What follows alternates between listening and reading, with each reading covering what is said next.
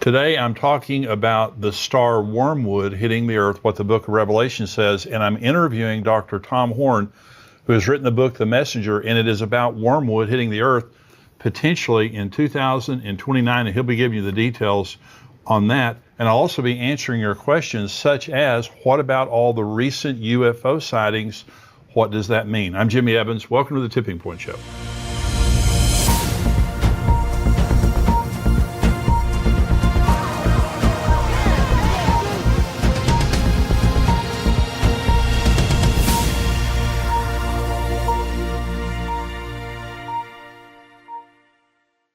Welcome to the Tipping Point Show today. We've got a very, very interesting show today because we're talking about Revelation chapter 8, where Wormwood, the star Wormwood, hits the earth. Now, there is an asteroid headed toward Earth that NASA is talking about. All the experts are talking about it hitting the earth in April of 2029, and that's what this book is about by Thomas Horn. And we have a big interview coming, some in the free portion of the program. The rest of it will be in the subscriber portion after the break.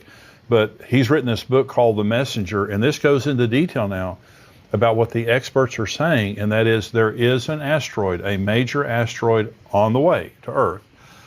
And many of the leading experts are saying it's going to hit the Earth on April the 13th, 2029.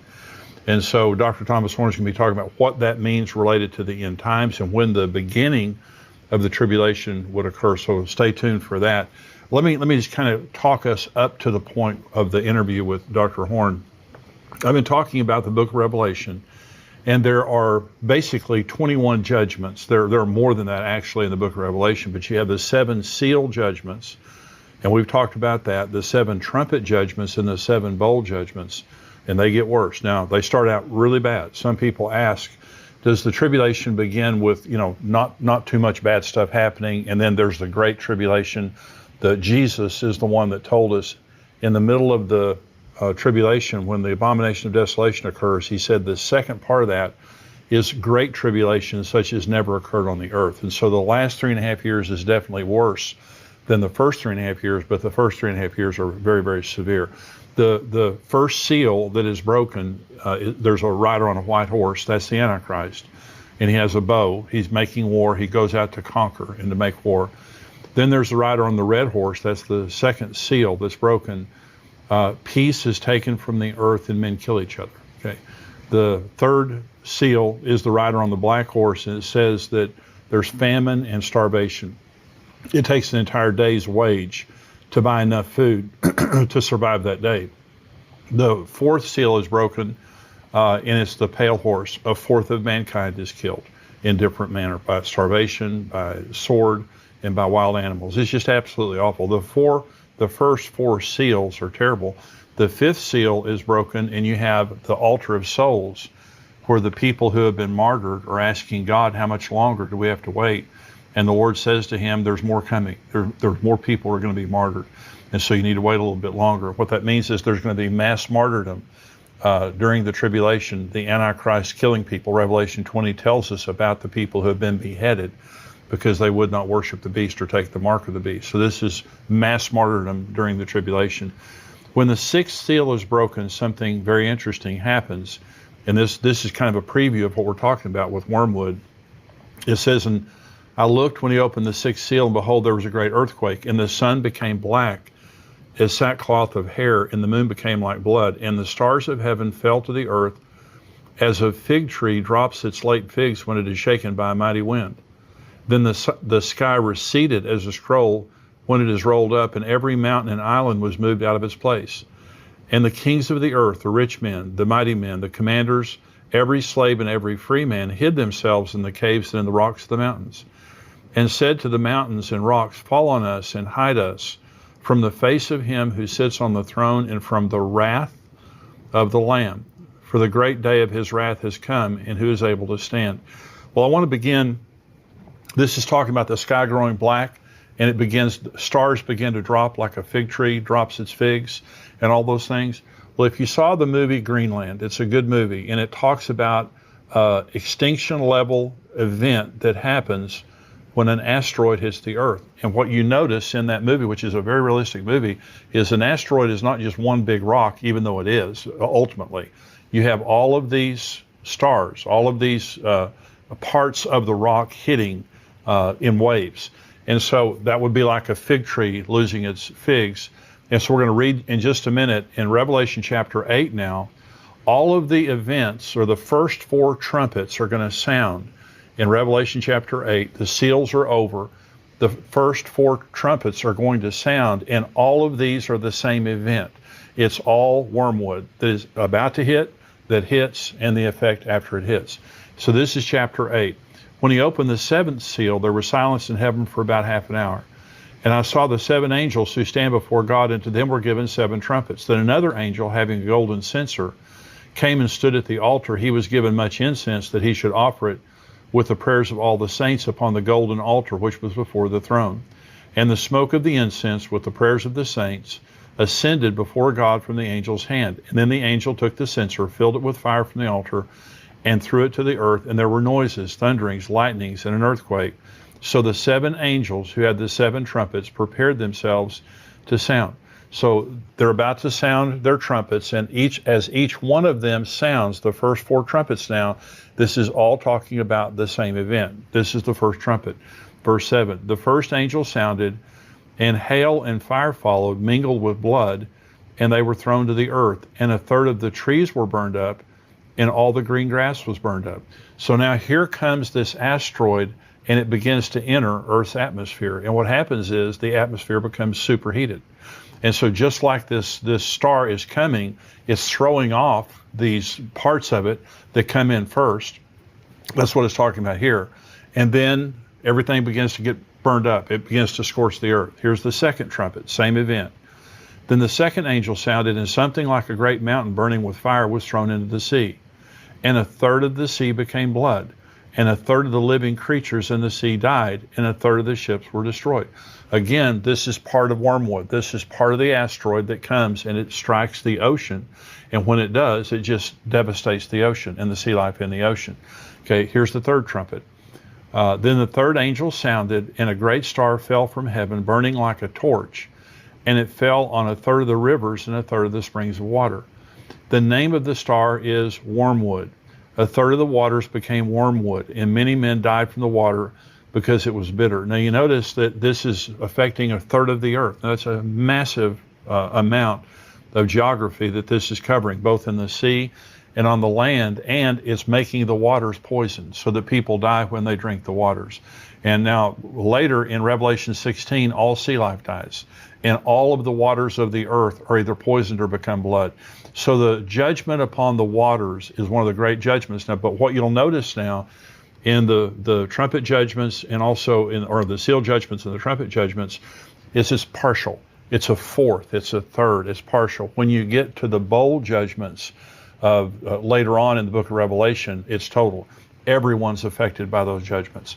And so this is the fourth trumpet. Then the fourth angel sounded, and a third of the sun was struck, a third of the moon, a third of the stars, so that a third of them were darkened.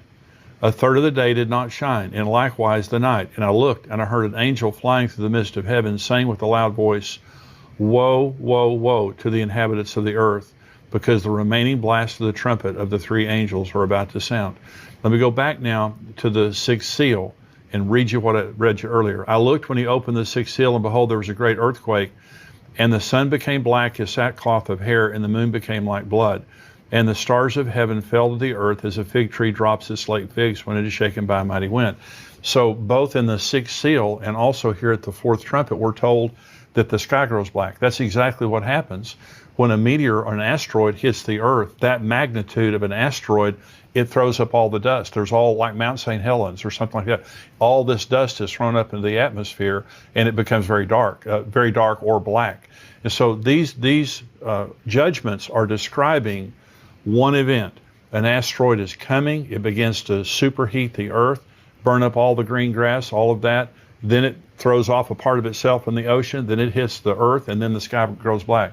So the judgment of Wormwood is a severe judgment that causes great death, great harm. You can understand the level of panic. Now, Dr. Tom Horn is going to join us here, and he had a personal experience that he's going to talk about, a dream that he experienced that then led him to the truth of Apophis. Now, Apophis is what NASA is calling the asteroid that it's on its way here. And there's some level of disagreement that you'll hear him talk about, that NASA is trying to deny that this is going to hit the Earth directly. You can imagine the panic that would cause if everyone knew this was happening. And by the way, we have sent up a spaceship for the purpose of finding asteroids and trying to blow them up for the purpose of them not even hitting the Earth. And so I personally believe that is in response to Apophis and what NASA is saying right here. So we're going to go right now to this interview by Dr. Tom Horn. NASA has affirmed that there is an asteroid headed toward the Earth. They're calling it Apophis. And they're saying it's going to arrive, was it 2029?